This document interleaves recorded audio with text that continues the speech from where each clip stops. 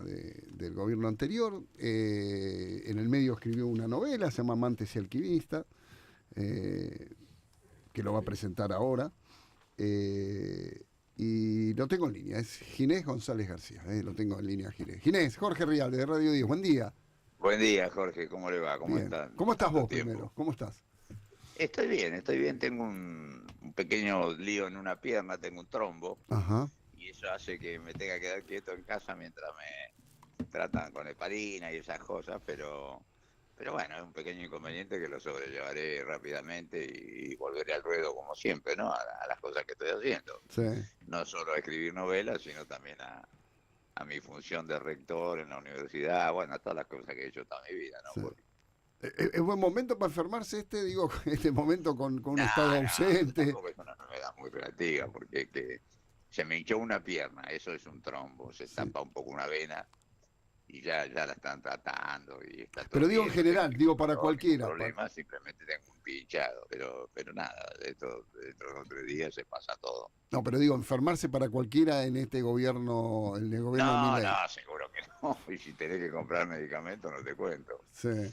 Sí, es realmente feo lo que pasa porque ha habido una estampida, ¿no? De una estampida de los precios y lamentablemente una vez más se demuestra que en salud, mercado sin Estado es mercado negro. Y Ujú. cuando se liberó los precios de los medicamentos o los precios de la prepaga, se produjo un espantoso incremento de los precios que complica a todo el mundo. Y en el fondo no solo complica porque quita acceso a veces a medicación o a simplemente llegar a las estructuras de salud, sino también porque le transfiere mucho gasto al bolsillo. Ujú. Cuando uno trabaja así sobre que el mercado sea el que decida, lo que está pasando es eso, se incrementa mucho el gasto de bolsillo de las familias en un momento difícil de la Argentina, donde todos los gastos de bolsillo son durísimos.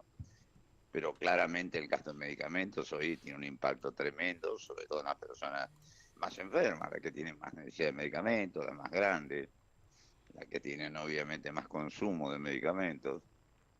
Y eso, por eso todo el mundo se regula el precio de distintas maneras, pero nunca se lo deja así libre de la manera tan atroz como se lo dejó acá. Y lo mismo pasó con la prepaga, ¿no es cierto? Sí. Por eso dije una estampida, porque hubo un incremento de precio que es lo que se dio a todo el mundo y que ahora está intentando corregirlo medianamente, pero viste, una cosa es cuando se hace el descalabro, después siempre es más difícil corregir. Ujú.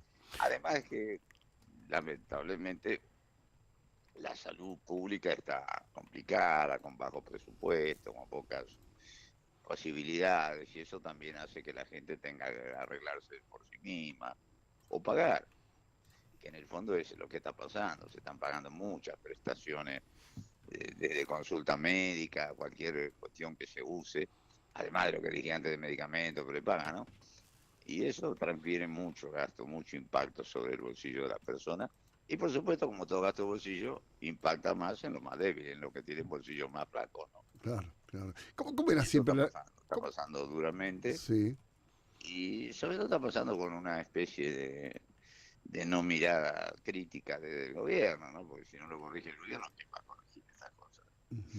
Y que claramente es como que están de observadores, medio como confiando que, no sé, que el mercado con su, el mercado no es un sistema de valores, la salud es un sistema de valores, Jorge. Sí, claro. Entonces, si vos tenés un sistema de valores por lo cual no dejás que en una sociedad un tipo por estar enfermo no sea atendido, por ejemplo, claramente no podés dejárselo al mercado. El mercado es un sistema de precios, no de valores, no tiene sentimiento, digamos.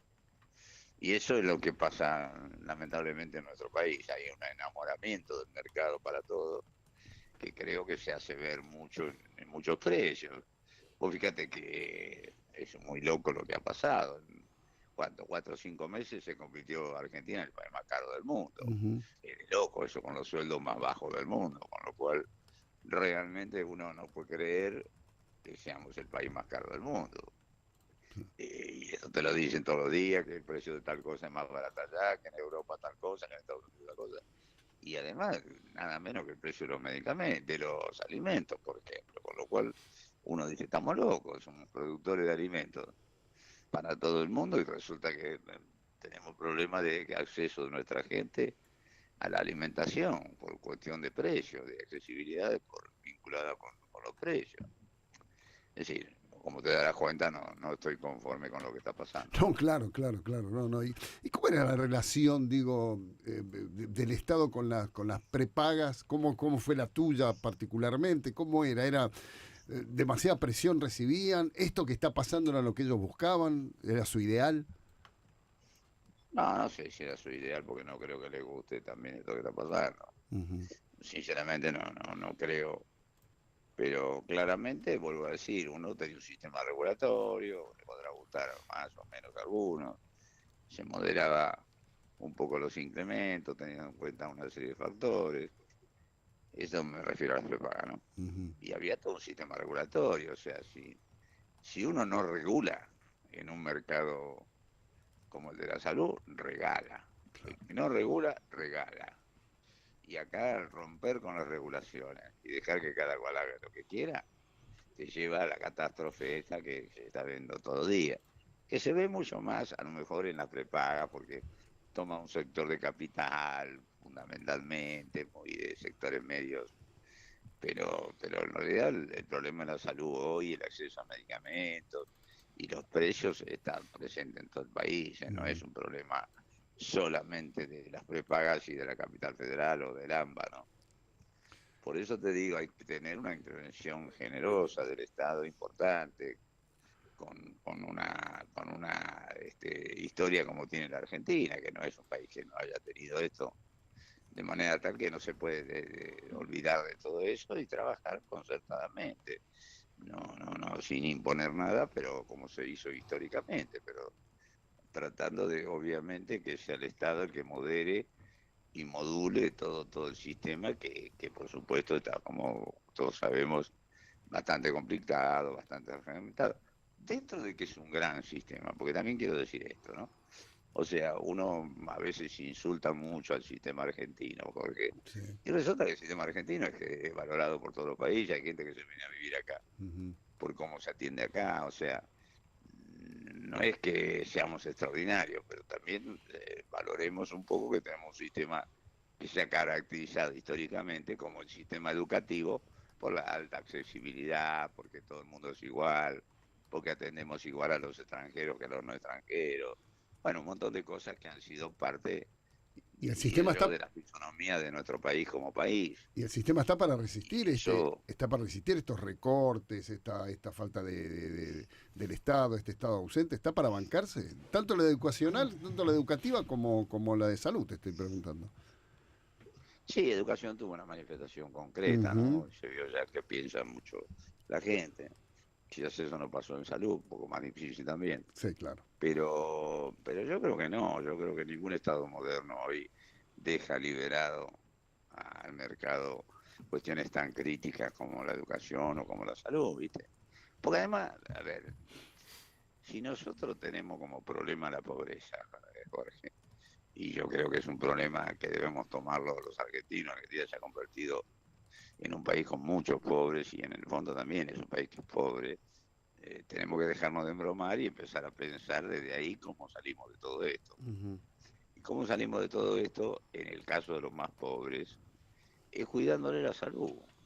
Si uno no le cuida la salud a un pobre, el pobre no tiene ninguna chance de salir de la pobreza, porque el único recurso que tiene en la sociedad actual para integrarse al mercado, digamos así, es su capacidad física de trabajar. Y si se enferma, la pierde. Y Sí. si la pierde, lamentablemente no se incorpora más al mercado de trabajo. Entonces, cuidarle la salud a todos, pero particularmente a los que menos tienen, que el único capital que tienen es su capacidad física de trabajar, es fundamental. Y Ujú. eso es lo que nosotros, y eso es lo que hace la salud pública y lo que nosotros históricamente hemos hecho. Y hoy está muy debilitado, presupuesto muy bajo, se, se, se, se festeja que se disminuye el presupuesto, que se disminuye la estructura, que se echa gente. Yo no puedo creer que eso sea parte de la estrategia del cual un país tiene que estar orgulloso, ¿viste? Porque realmente justamente la Argentina es lo que es, porque ha tenido una estructura de servicios y de contención social y de equidad, porque en el fondo es un problema de equidad, es decir, que ante Ujú, la salud somos todos iguales. Que realmente si lo perdemos, me parece que perdemos la identidad como nación, ¿no? sí. Ginés, nadie discute tu trayectoria, tu carrera sanitarista, bueno, que casi todo lo que tenemos de vacuna, gracias a Mm. Ginés. Lo del vacunatorio VIP es tu bestia negra, Ginés. No, pero se convirtió en una porquería, porque primero estoy contento, porque pude declarar hace un Ujú. mes. Y puse entonces decir realmente, ¿sabés de qué soy acusado? Yo, mi querido Jorge, soy Contame. acusado de 9 vacunas, Ujú. ¿Cuántas? 9 vacunas que 9. estaban autorizadas totalmente, que le correspondía porque eran mayores de 60 años, algunos de ellos tenían otras causas, eran médicos, algunos de ellos eran personal estratégico, como que eran diputados, senadores que viajaban con el presidente. Ujú. 9. Y todos además fueron vacunados cuando ya había en esa categoría más de 35.000 vacunados. O sea que si me hacen juicio a mí, por eso tenía que haber 35.000 juicios por el resto. Pero, no es que se me ocurrió a mí, estaban autorizados por la Corporación Nacional de Inmunizaciones, estaban autorizados, bueno, se estaba haciendo en todo el país, por lo cual es como insólito. Pero claro, lo que sucedió fue que se habló del vacunatorio VIP, todos saben que nunca hubo un vacunatorio en el ministerio, ni antes ni después, Ujú. que eso fue una emergencia porque al periodista que se fue a vacunar al Posadas, que era Berbinsky, no lo quisieron vacunar por sus antecedentes políticos. Ujú. Como consecuencia de eso, en un día que yo no estaba en Buenos Aires, se pidió permiso el director para ir al ministerio a vacunarlo ahí mismo, a los 9, y eso fue lo que se hizo. Y bueno, y terminaron diciendo como que era una forma que se vacunaba a todo el mundo, que yo, qué sé yo, era un genocida.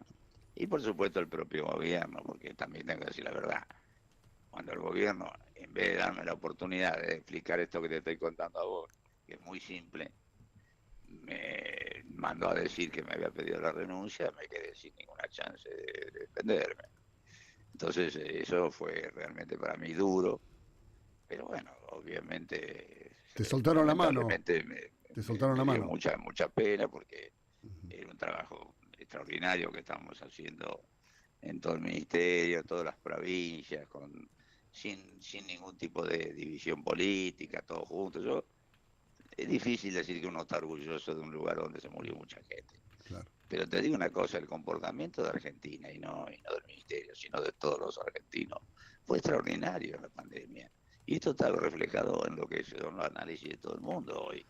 El mundo elogia a la Argentina. El Lancet, la revista más prestigiosa del mundo, hizo un estudio monstruoso de 18.000 fuentes por los mejores epidemiólogos del mundo y miró todos los países, 214 países.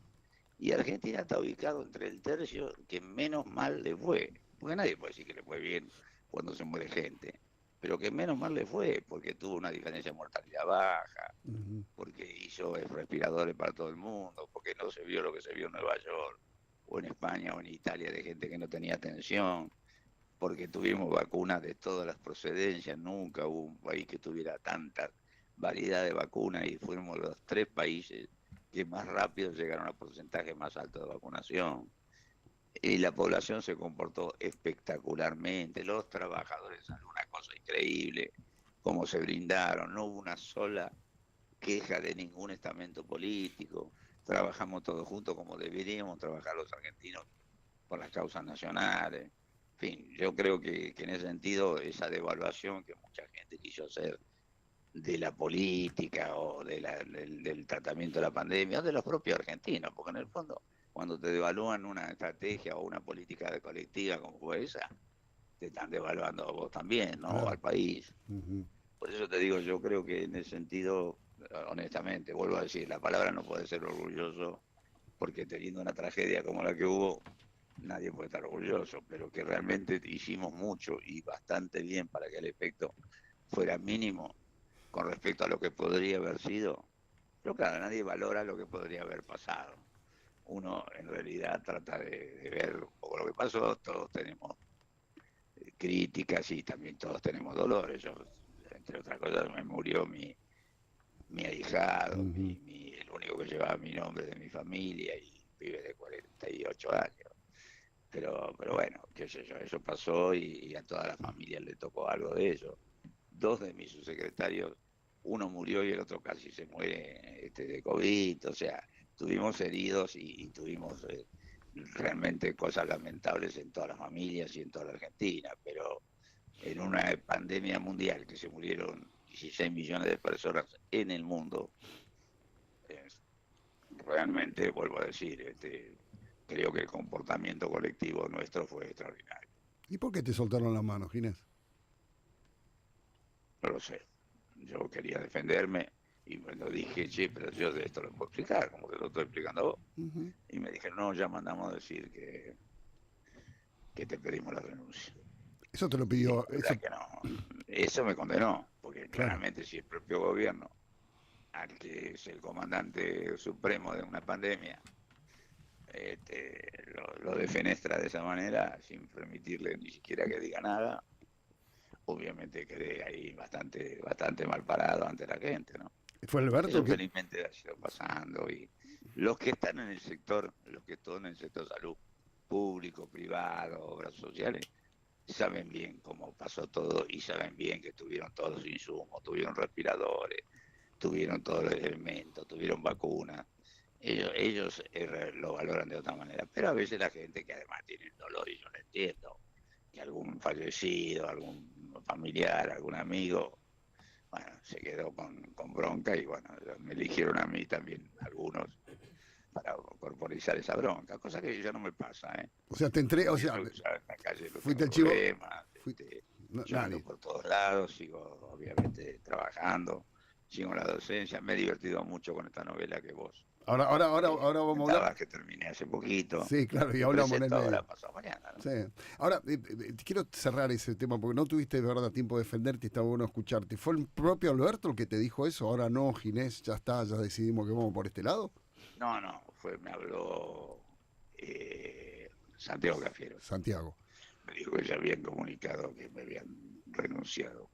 ¿Y Alberto hablaste con él? ¿En algún momento te dio alguna Después sí, explicación? le dije lo que te estoy diciendo a vos. Ah, bien, Me culpaste. Al decir lo que dijiste, me culpaste. No, que yo te creo, que vos sos extraordinario, que muy afectuoso, pero la verdad, marché preso, ¿no? claro, te mandaron. Fue una cama política también porque lo de Berbisky botoneando eso fue raro, Ginés. Algunos me lo dicen, Jorge. Yo no lo puedo decir porque no tengo evidencia, pero fue raro. Ujú, Porque supuesto no le hice un favor, le correspondía. claro. Pero aunque él creyera que le había hecho un favor, no puede pedir por radio, decir, y además dijo dos mentiras. Primero que era amigo mío y segundo que se vacunó por ser amigo mío. Claro. Las dos cosas son bacanas, se vacunó porque le correspondía, Ujú, porque estamos vacunando a todas las personas mayores de 60 años y él tenía 79. Eso fue lo que también me crucificó.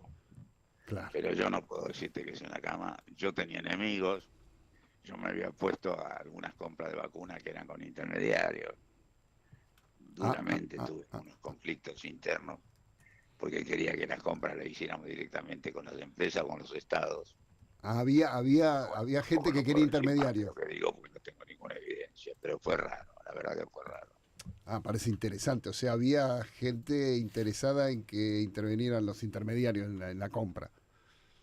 Hubo, Ujú, hubo, ujú. hubo gente que se perjudicó además con ello, obviamente. Pero como Perdió plata. intermediarios en la compra de una vacuna en un momento en el que los estados estaban regulando todo eso, por supuesto, porque querían justamente quedarse con las vacunas. ¿Qué tipo de intermediario? No, eran empresas locales. Yo no quería que hubiera ninguna empresa local, creía que tenían que ser directamente los productores. Tuve una discusión con el presidente al principio se enojó conmigo, pero al final me dio la razón, me dijo, no, concretamente negociemos con lo que yo le decía, directamente con los rusos, y así fue.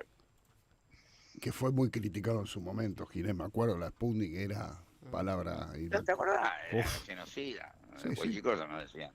Después resultó una gran vacuna, sí, pero las cosas que nos dijeron, sí, también es cierto.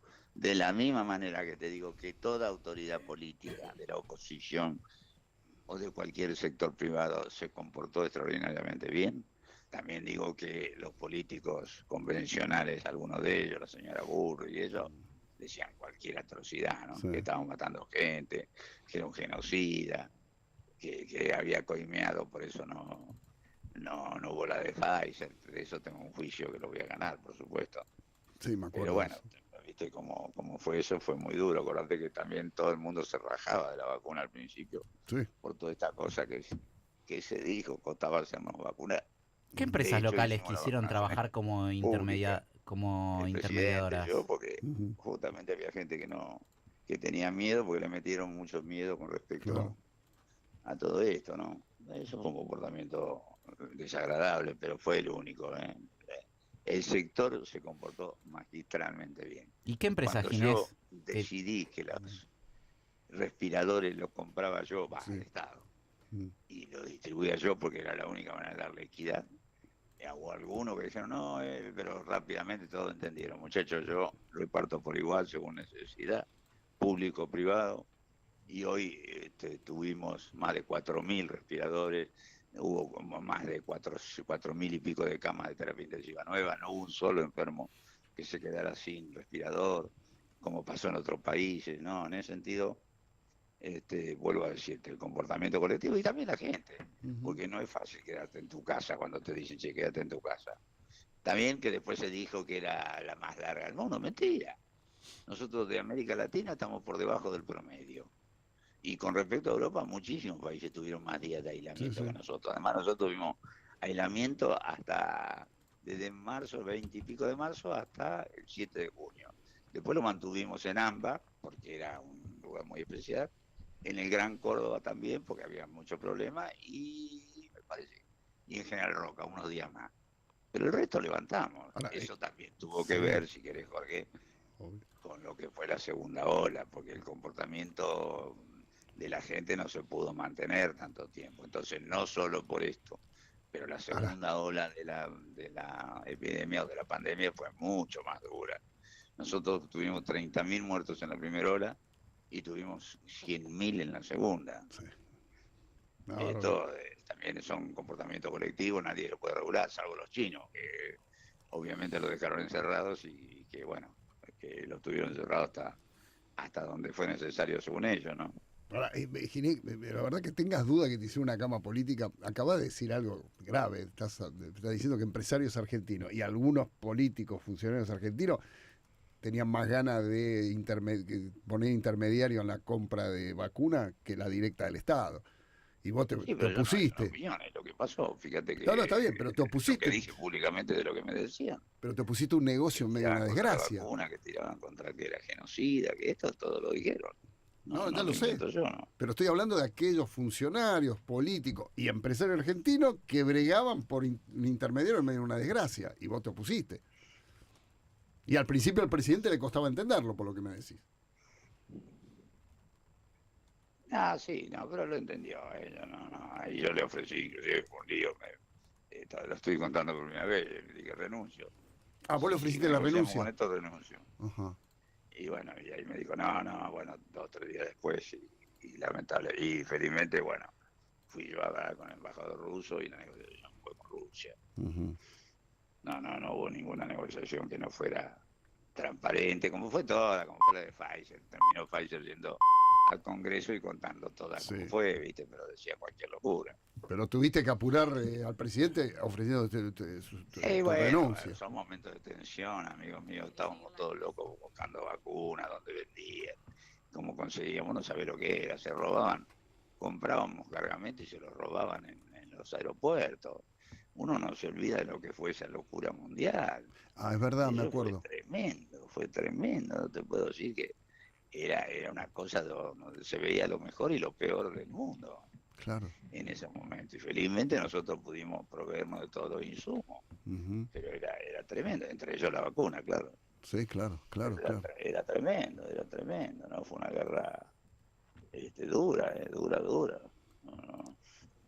Fueron momentos no fáciles de los que yo he vivido en el ministerio, que estuve muchos años, varias veces. Nunca viví un momento así, porque era una tensión permanente todos los días. de conseguir los insumos, de que tuviera la estructura, de que no pasara lo que pasó en otros países, que no se muriera el enfermo en la guardia sin ser atendido, bueno, qué sé yo, todas las cosas, los fantasmas que tenía yo eran tremendos, ¿no? Lo de la cama caliente, eso nunca se llegó. No, y nunca se murió nadie en un piso de una guardia, como pasaba en España o pasaba en Italia. O en Nueva York, ¿viste? Nueva York, acordate lo que era Nueva York, que uno dice el lugar con más tecnología y más dinero del mundo. No, eso. Y ahí este trabajo que se ha hecho, como te contaba, fue muy característico. Por ejemplo, Argentina perdió una esperanza de vida 0,8 años. Pero Estados Unidos perdió 2 años. Brasil perdió 3. Chile perdió 1,4. Es decir, nosotros, vuelvo a decirte, somos menos peor que lo que le pasó a muchos países, ¿no? Países ricos, países importantes, ¿no? O sea, vos harías todo exactamente igual, Ginés. ¿O no, cambiarías no sé, algo? Eso tampoco no quiero ser tan omnipotente, creo que uno siempre hace macana, cuando está decidiendo 20 cosas por día, alguna macana seguramente hice y hay que tener conciencia de eso. Lo que te puedo asegurar que era un equipo extraordinario y que hicimos consejo consultivo, entonces no era solo el Estado, éramos todos, que venía el sector privado, ¿no? Conversamos, qué hacemos, qué no hacemos, qué está listo, esta es la prioridad, me parece. ¿Cómo se portó el sector privado ahí? Acordate todos los expertos que también se agregaron. Sí, me acuerdo. El sector... que fue un momento muy, muy especial de la Argentina. Ojalá que para otros temas nacionales pudiéramos actuar de esa manera. Porque... Bueno, contame para terminar, digo, porque la verdad era por el libro, era la excusa. Yo te quería escuchar a vos. Yo personalmente tengo un aprecio muy grande por Ginés, además de respetarlo profesionalmente, personalmente. Hacía mucho que venimos hablando, tenía ganas que hablara. Pero bueno, en el medio de todo esto, Amantes y Alquimistas se llama la novela de Ginés. Sí, es una novela que, vos sabés que la empecé hace como 20 y pico de años. Ah, mira. Pero no empecé como novela, escribía unas cositas ahí. Hasta que un día, hace muchos años, estaba en el exterior, eso jet lag, cuando uno viaja por trabajo, y hice como un ordenamiento, como una columna vertebral de cómo sería la organización. Y bueno, de ahí supuse que la iba a hacer. Después me fui a Chile de embajador, digo, bueno, acá voy a tener tiempo, no la hice. Cuando quedé fuera del ministerio, digo, bueno, ahora la hago. Y la verdad que la hice con respecto a una cosa que yo quiero mucho, que siempre me leí mucho, que son los alquimistas. Sí. Los alquimistas fueron tipos muy importantes, fueron muy transgresores, innovaron, muchos de ellos eran médicos, son los padres de la química, y querían básicamente hacer de una sustancia inferior una sustancia superior. Eso se llama transmutación. Y es lo que querían hacer, por ejemplo, del plomo, convertirlo en oro.